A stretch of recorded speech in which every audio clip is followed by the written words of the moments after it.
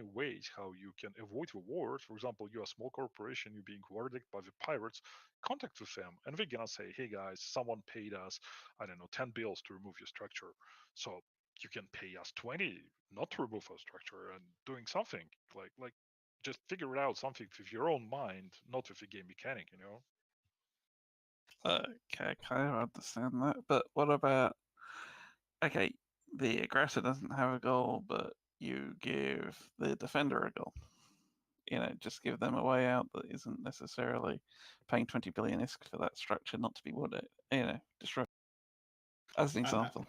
that's the thing. I think at the very least, and this is the point of this roundtable is really to hear more from the pro community. I've heard from the anti community, and one of the things I think the anti community is pretty adamant that they want is a way to turn the war off without having to wait a week of logging off.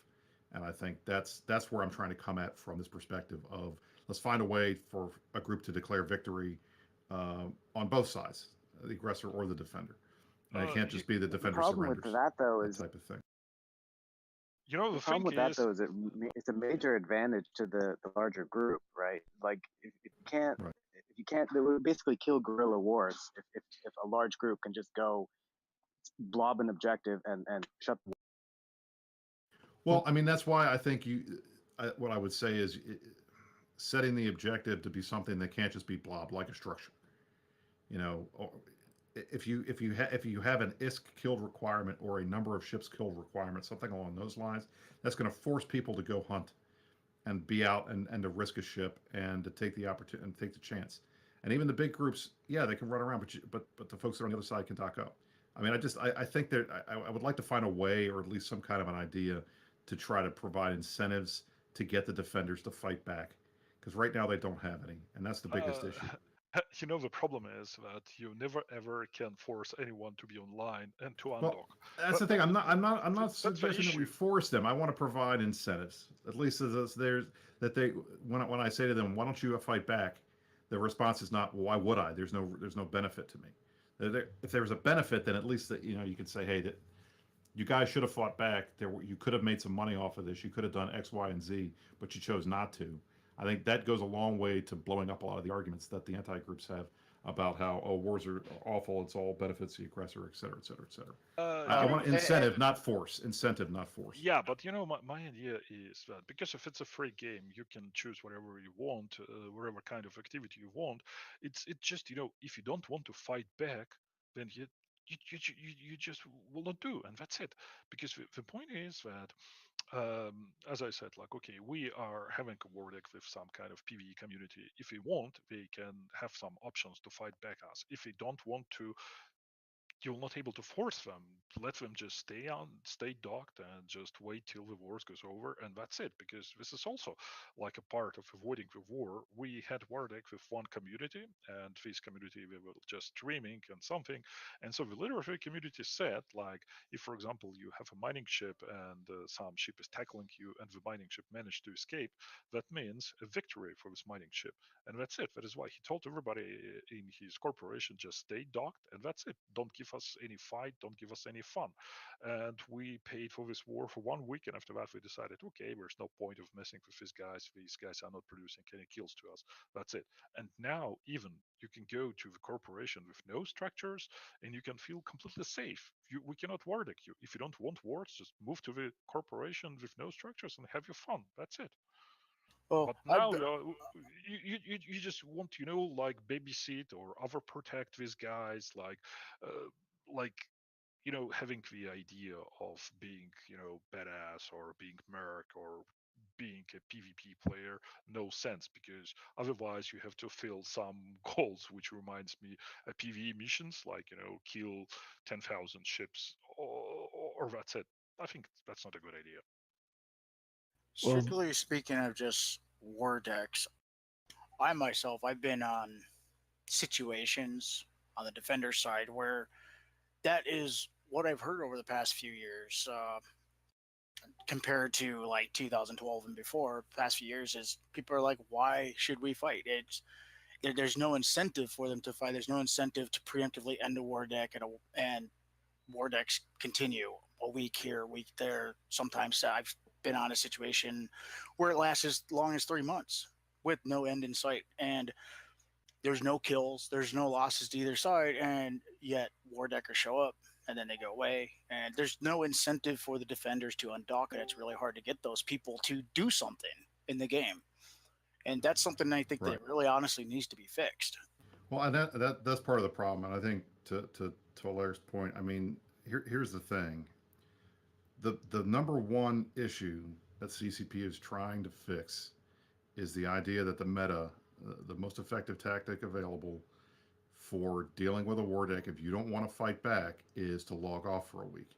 Because the data that we were shown and that they alluded to in Vegas was basically that a corporation that has X amount of activity before a war deck, they have the war deck, their activity plummets, and then after the war deck, the activity stays in the shitter. So basically, what that was telling to them was that folks who were not ready or who felt like they couldn't fight back, their most effective tactic to deal with the war was to log off for a week. And when you're playing an MMO, when you log off for a week, if you're not somebody that's hardcore Eve that's been playing every day, then there's going to be other games that are going to entice you, and you're going to walk away, and they're going to lose that person potentially. So I think that whatever we do, that is going to be what they are trying to target the most, and that's why I think it's more likely than not providing the defender with some way to win that's achievable for a smaller group against a big group. You know, something like that is probably going to be something that they're going to look at. So that's There's why no way to make those kinds of objectives not completely favor large groups. Like that's the problem. Like I'd be totally fine for that if it was just two 10-man corps fighting each other, and like that's great. But like goons, if there's any objective, they could just throw like less than 1% of their base and be like, you 1% go complete the objective, war's over. We're basically then war immune because well, they can throw resources at it like that. what I would say is, at least in that regard, is um, balancing the game based on whatever the biggest groups can do is a bad idea, because at some point goons in it, any of these big nullsec alliances that have thousands of members, um, they don't care about Vortex anyway. If anything, you're catching a jump freighter or something, and that's only the dumb ones that don't have out of corp or out of alliance neutrals doing their logistics. So the chances of that are not a huge thing. So I don't want to balance it based on what the biggest guys can do. But I think if you're looking at potentially like a 10 or a 15 or a 20 man group trying to fight a 100 man or a 150 man group, providing some kind of an incentive and a means for the 10 to 15 man group to have a reasonable way of fighting back, that's where I think we need to think about that a little bit more, because I think that's kind of where CCP wants to go, and I'm hoping that whatever they do isn't stupid. Um, and given the people that I know are working on this, I can't say for 100% that it's not going to be something dumb. As I one more time, I'm trying to explain the situation. Okay, if we are fighting with a smaller group, but no one, and you saying like, okay, let's have an I don't know objective comparing to I don't know the size of attacker and the size of the defender. So then it's gonna be, let's say, and virtual situation. So we're gonna have to kill 100 of his ships. We have to kill 10 of our ships. Yeah, from one side, like looks cool, but from other side, the problem is that I don't believe that we're gonna undock at all, and there will be no point for us to finish the war, to win the war, because we will be just be sitting offline or sitting in another corp or sitting in NPC corp or sitting wherever else. So I will not be able to fulfill any goals. That's the point, you know. I'm not afraid of them coming and trying to kill 10 of my ships, but I'm afraid of us trying to kill these 100 of their ships and have no succeed, because everybody will be playing, World of Tanks or I don't know, whatever game you like. Well, that kind of gets back to the point that I had before about, you know, letting both sides choose conditions within a range that makes sense to them, so that you guys, the pro Vortex side, the aggressor side, they have achievements that they. I know you hate achievements, Alaric, but at least I'm throwing this out for everybody else to talk about. That you set up something where you have a victory conditions where you get something, and if there's something that's put in the kitty from both sides or something along those lines, in order to do the fighting, I guess you can't force a defender to put any money in, but at least you could get your deposit back or get your money back if you won. and that would give both sides an incentive to go out and fight. And I think Soul's point is true. You're never going to get somebody